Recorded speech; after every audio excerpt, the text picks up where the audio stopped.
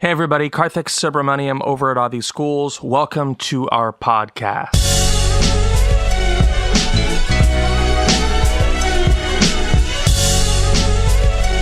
I was just with a friend of mine about 3 weeks ago because he needed to get the eye surgery LASIK done. I should probably get that done too. I have big Coke bottle glasses that I wear whenever I don't have my contacts in.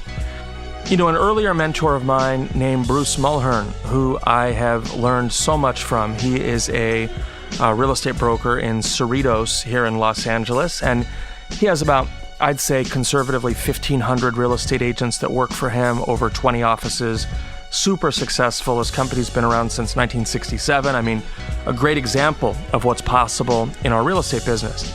Anyway, Bruce told me this story once where he had a procedure done called radial keratotomy, which was kind of the precursor to LASIK.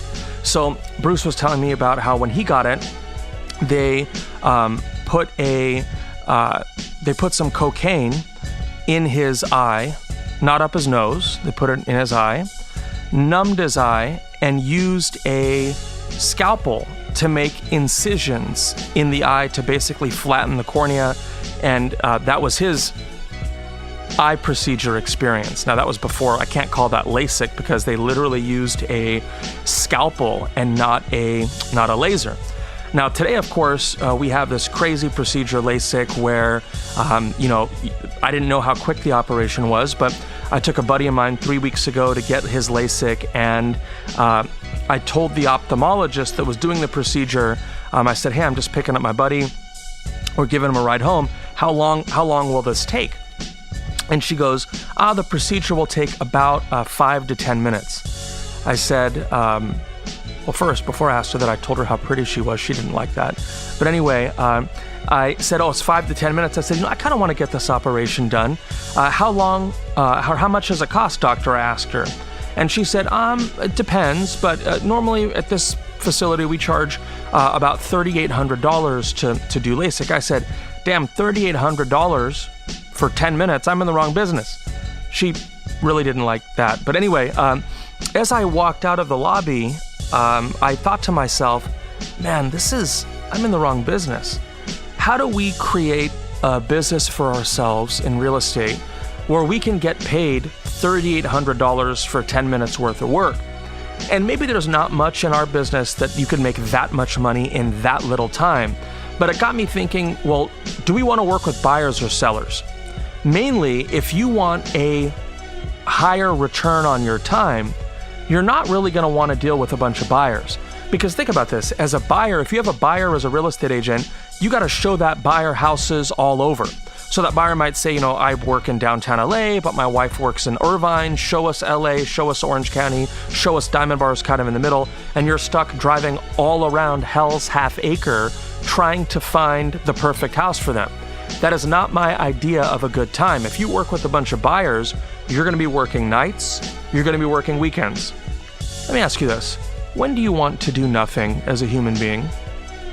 Nights and weekends. If you're working with a bunch of buyers, your nights and weekends are going to be full of property showings. When you work with a seller, you get paid more on a per hour basis. For example, if you want to make $100,000 a year, the average American will work about 2,000 hours a year. It's 40 hours a week, 50 weeks. You're going to be making about $50 an hour. Our goal in life is to get our income up and to get our number of hours worked down. You want to make 200,000 and work 1,200 hours.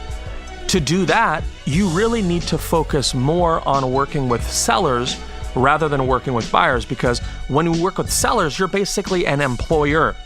You are putting a property up for sale, and all the other real estate agents in the marketplace are working for you, trying to sell your listing. Now, here's what the interesting thing is for new agents.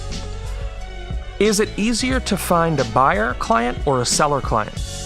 Oh, it's much easier to find a buyer client because buyers buy houses in spite of their agent, right? If you're a buyer, you want the house. You care less about who the agent is. I know that's not probably the best way to look at this, but When you shop for a home, you really want the house. You don't really care necessarily who the agent is. The agent is kind of in the way of the house. That's why if you're working with a bunch of buyers and you're not available on a Saturday, and that buyer drives around a neighborhood and finds an open house they like, they'll buy that house pretty quick through another real estate agent because they want the house. They're loyal to the home. They're not loyal to the agent. So it's easier to work with buyers as a new agent because, you hold a couple open houses, you'll find a buyer that connects with you, that has a personality that fits with you. It's harder to get listings because people that sell their homes or sell their buildings hire an agent specifically for the agent. They ask themselves, can this agent effectively market my property? Can this agent deliver me top dollar? So as a new agent, it's harder to convince people as a listing agent that they should work with you. Because what if they ask you, well, how long have you been in real estate? What are you going to say? You're my first one. How many houses have you sold? You're my first one. By the way, if you want a great response to how many houses have you sold, do me a favor. Tomorrow, go out and find the cheapest, crappiest lot out in the middle of Hell's Half Acre, anywhere randomly. You sell that lot. Maybe the lot's $1,000, $1,500. You sell the lot. That way, the next time somebody asks you, hey, how many houses have you sold? Say, I've sold a lot. You'll laugh later, don't worry. But that's called real estate humor. Don't try that tonight at a bar. It won't get you very far. But the point is that I understand as a new agent that you want, it's easier to work with buyers. I get it. Because as an agent, it's easy to find buyers, right? Run a couple Craigslist ads, run a couple Zillow ads, hold an open house. You'll find a buyer.